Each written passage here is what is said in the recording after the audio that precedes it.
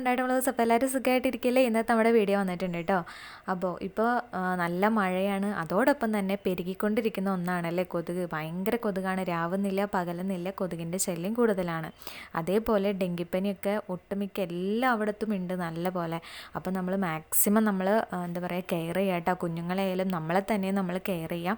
അപ്പോൾ കൊതുകൊക്കെ കടിച്ച് കഴിയുന്ന സ്ഥലങ്ങളിൽ നമ്മൾ വാസ്ലിൻ അല്ലെങ്കിൽ ടൈഗർ ബാം അങ്ങനെ എന്തെങ്കിലും തേച്ച് കൊടുക്കുക. അല്ലാന്നുണ്ടെങ്കിൽ അവർക്ക് എല്ലാ ദിവസവും ഡെയിലി പാലിനകത്ത് ലേശം മഞ്ഞൾപ്പൊടി ഇട്ടിട്ട് കാച്ചിട്ട് കൊടുക്കാം കേട്ടോ. അവരുടെ പ്രതിരോധ ശേഷിയും കാര്യങ്ങളൊക്കെ കൂടട്ടെ. അപ്പോൾ ഇന്ന് നമ്മൾ കൊതുകിനെ തുരത്താനായിട്ട് സിമ്പിളായിട്ട് നമ്മുടെ അടുക്കളയിലുള്ള ഒരു കടുക് വെച്ചിട്ട് ഒരു കിടിലനായിട്ടൊരു ടിപ്പ് ഉണ്ടാക്കി എടുക്കാൻ പോവാണ്. അപ്പോൾ എന്താണെന്ന് വെച്ചാൽ നമ്മൾ ഒരു 2 ടേബിൾ സ്പൂൺ കടുക് നമ്മൾ എടുത്തിട്ടുണ്ട്. ഇനി നമുക്ക് ഈ കടുകിനെ നല്ല പോലെ ചതച്ചെടുക്കണം. ഒരു മിക്സഡ് ജാറിലിട്ട് പൊടിച്ചെടുക്കാം, അല്ലാന്നുണ്ടെങ്കിൽ നമ്മൾ ചതക്കണ കല്ലോ എന്തെങ്കിലും വെച്ച് നല്ലപോലെ ചതച്ചെടുക്കാം കേട്ടോ. അപ്പോൾ നമ്മൾ അതേപോലെ തന്നെ ചിരാഗിൽ നമ്മുടെയൊക്കെ വീടുകളുണ്ടാവില്ലേ, നമ്മൾ ദീപാവലിക്കൊക്കെ വെക്കുന്നതാണ്. അല്ലാന്നുണ്ടെങ്കിൽ അധികം വിലയൊന്നുമില്ല, 6-7 രൂപയൊക്കെ ഉള്ളൂ ഈ ചിരാഗ് മേടിക്കാനായിട്ട്. അപ്പോൾ അത് 1, 2, 3 അതായത് നമുക്ക് നമ്മുടെ എവിടെയൊക്കെ വെക്കാൻ പറ്റുമോ അവിടെയൊക്കെ വെക്കാൻ കണക്കാക്കിയിട്ടാണ് ഞാനൊരു 3 എടുത്തേക്കുന്നത്. പിന്നെ നമുക്ക് വേണ്ടത് തിരിനൂല് അല്ലെങ്കിൽ കോട്ടൻ്റെ തുണി, നല്ല കോട്ടൻ്റെ തുണി എടുത്തിട്ട് നല്ലപോലെ തീർത്തിട്ട് നമ്മൾ പണ്ടത്തെ അമ്മാവന്മാരൊക്കെ വിളക്ക് കത്തിക്കാനായിട്ട് തിരുനൂല് ഉണ്ടാക്കില്ല, അതേപോലെ ഉണ്ടാക്കിയെടുത്താലും മതി കേട്ടോ.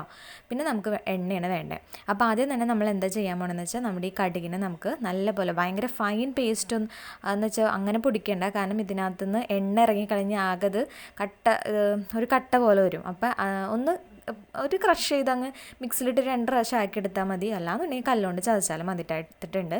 ഇനി നമുക്ക് ഇത് കുറേശ്ശെയായിട്ട് നമ്മുടെ ഈ ചിരാഗിലേക്ക് ഇട്ട് കൊടുക്കാം. ഓരോന്നിലേക്കും മുങ്ങി നിറച്ചൊന്നും വേണ്ട, അതിൻ്റെ ഒരു 1/4 ഭാഗത്തോളമായിട്ട് നമുക്ക് ഇട്ട് കൊടുക്കണം കേട്ടോ. അപ്പോൾ ബാക്കി കുറച്ചുണ്ട്, അത് നമുക്ക് വേറൊരു പണിയും കൂടി ചെയ്യാം, അത് ഞാൻ പറഞ്ഞുതരാം കേട്ടോ. അപ്പോൾ ഇതാ എടുത്തിട്ടുണ്ട്. ഇനി നമുക്കിതിലേക്ക് നമ്മുടെ വിളക്കൊക്കെ കത്തിക്കുന്ന എണ്ണയിലേ അതൊഴിച്ചു കൊടുക്കാം, അല്ലാന്നുണ്ടെങ്കിൽ വെളിച്ചെണ്ണ ഒഴിച്ചു കൊടുക്കാം.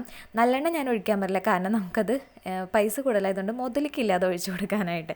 അപ്പോൾ ഞാനിപ്പോൾ വിളക്ക് കത്തിക്കുന്ന എണ്ണയാണ് കേട്ടോ. അത് ഇങ്ങനെ ബ്രാൻഡോ കാര്യങ്ങളൊന്നും വേണ്ട, എന്തായാലും മതി. അതങ്ങ് ഒഴിച്ചു കൊടുത്തിട്ട് മിനിമം ഒരു അരമണിക്കൂറെങ്കിലും ഈ കടുകും ഈ എണ്ണയും കൂടി മിക്സാക്കി നമുക്കങ്ങ് വെക്കണം കേട്ടോ. എന്നാലാണ് ആ കടുകിൻ്റെ കാര്യങ്ങളും ഒക്കെ ഈ എണ്ണയിലേക്ക് ഇറങ്ങുള്ളൂ.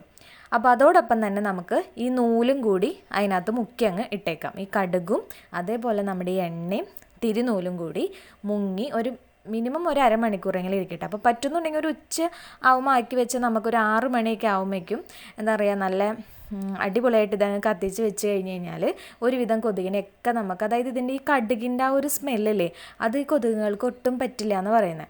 അപ്പോൾ അതുകൊണ്ട് തന്നെ ഇതിങ്ങനെ മിക്സായിട്ട് ഈ എണ്ണയും കൊണ്ടിരിക്കുമ്പോൾ ആ ഒരു സ്മെല്ലും അതിൽ നിന്ന് ആ ചെറിയൊരു പുക പോലെയൊക്കെ വരില്ലേ, അപ്പോൾ അങ്ങനെ കിട്ടിക്കഴിഞ്ഞ് കഴിയുമ്പോൾ വിറ്റങ്ങൾ എന്താ പറയുക വീട് വിട്ട് ഓടിക്കോളൂ കേട്ടോ. ഇനി പരിസരത്ത് പോലും ഉണ്ടാവില്ല. അപ്പോൾ ഞാനിപ്പോൾ നമുക്ക് എത്ര റൂമുണ്ടോ ഹാൾ അങ്ങനെ അനുസരിച്ച് ഇപ്പോൾ 2, 3, 4 ചിരാഗ് കൂടുതലെടുത്താലും ഇതേപോലെ ആക്കി വെച്ചിട്ട് വൈകുന്നേരം ആകുമ്പോൾ കൊതുകുകൾ വരുന്ന ടൈം ആകുമ്പോൾ ഒന്ന് കത്തിച്ചങ്ങ് വെച്ചാൽ മതി. അപ്പോൾ നല്ല പോലെ ഒരു 5 മണിയൊക്കെ കഴിയുമ്പോൾ തന്നെ നമ്മുടെ വാതിലും ജനലുകളൊക്കെ നല്ല പോലെ അടയ്ക്കുക, അതായത് ഇവരകത്തോട്ട് കയറാത്ത രീതിയിൽ നമ്മൾ അടയ്ക്കുക.